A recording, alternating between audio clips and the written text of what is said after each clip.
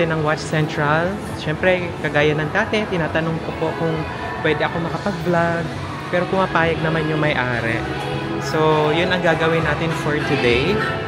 I-visit natin ang Watch Central dito sa Cubao. Today is May 1. It's Thursday. Holiday today. Yan. Visit natin itong store para magbigay sa inyo ng update.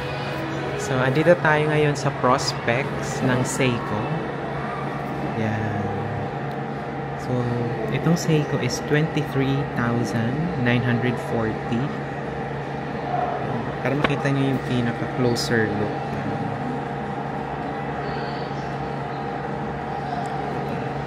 And then, itong katabi niya is 26,530. Yung may blue dial. Yan. That's 26,530.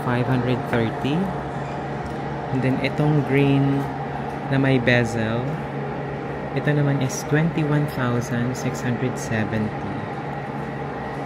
Ayan. Check natin. I-zoom natin para makita niyo kung gaano siya kaganda. Diba? Sobrang ganda niya. So, 21,670. Ayan. And then, dun sa kabila, so this is 31,830 pesos. Itong Prospects Paddy. Sobrang ganda niya, di ba? Ayan. Ganda. So, balik tayo dito sa mga ibang Seiko watches na nandito. So, itong green ang dial. This is 35,520. Yan. This is 35,520 peso. Yan. Then, itong isa, yung gitna, yung gold yung bezel. I mean, yung gold yung dial. This is 30,910.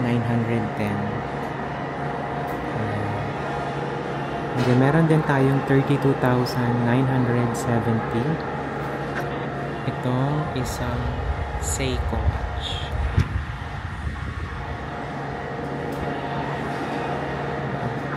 May day date din siya.